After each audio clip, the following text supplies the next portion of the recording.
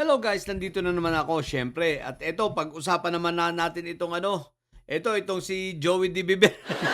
Di Viver ba ito? Nagsampa na naman yung grupo nila do, so diniretso na nga nila sa Supreme Court, itiniming talaga sa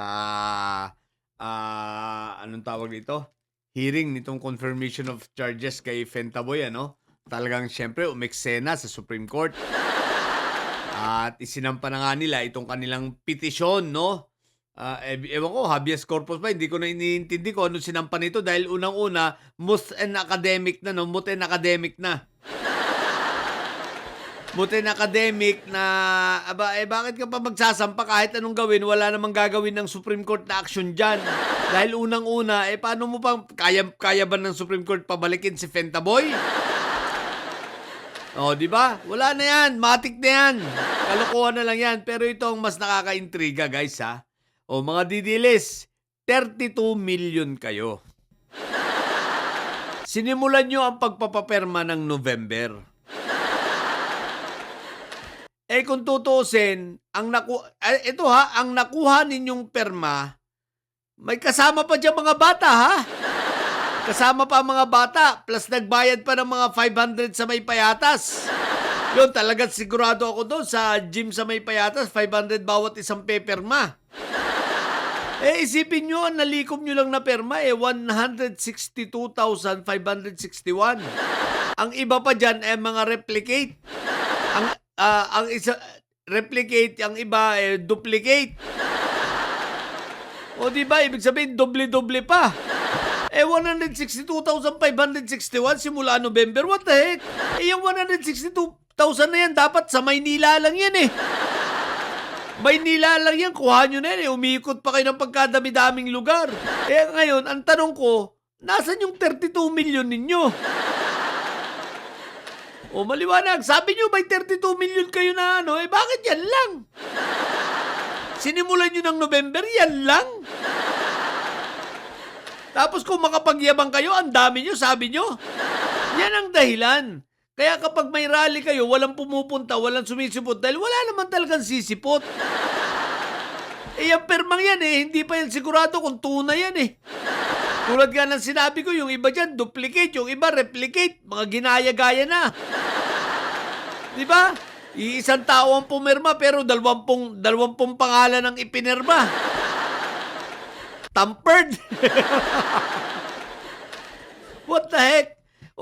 Asan yung 32 million ninyo? Tapos ang iyak-iyak pa ito si Joey.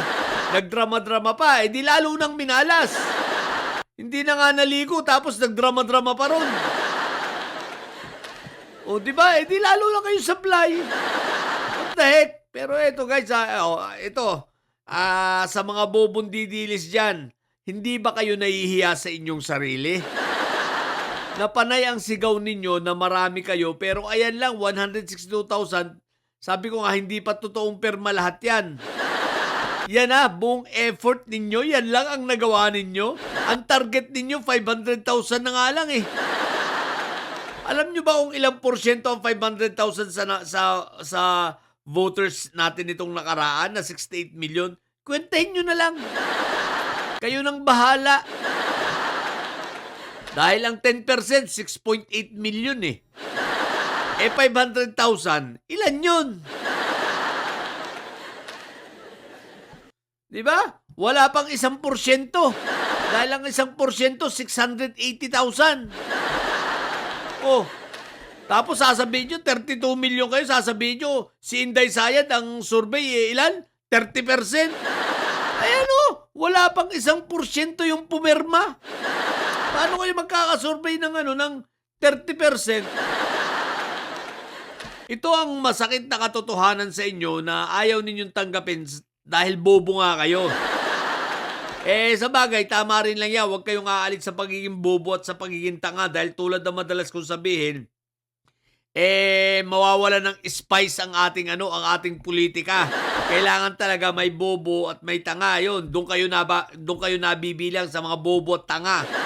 Habang kami, siyempre, mga pugi na matatalino pa. Diba? Sabi ng mga didilis, ano ba ito? High blood na naman. Eh, tatanga-tanga kayo, eh. Parang ito si Joey, oh, 'di ba? Iyak-iyak pa, drama-drama. Ano, akala naman niya madadala niya sa gano'n. Pangalawa, nag-aksaya pa kayo, nilapit niyo pa sa Supreme Court. Bakit, may magagawa ba ang Supreme Court? What the heck? Akala niyo ba mapapauwi ng Supreme Court? Bakit, sakop ba natin ang ano, ang ICC? Eh, kung yun dun nga sa the Netherlands, kung yun dun nga sa Europe, eh, hindi nila mapakialaman ng ICC, tayo pa kaya? Hindi naman pala kayo nuknukan ng tangat bobo. Oh, di ba nga? So, yun lang. Tawa ako sa drama nito habang pinapanood ko. Isang kahon yung ano, ilang kahon yung ano, yung mga may perma, eh, no? Akala naman papansinin ng ano, ng Supreme Court. Malamang ang nag-advise dito si Tupac Show. So, yun lang. What the heck? Ayan ha, didilis ha. Yan na lang ang bilang ninyo. Sinagad na nila yan ha. Sagad na yan. Sa mga bobong didilis yan at may sayad ang tatay nyo ay karton, eh manatili kayo mga bobo at may sayad sapagkat ang may sayad ay laging high blood. Bye!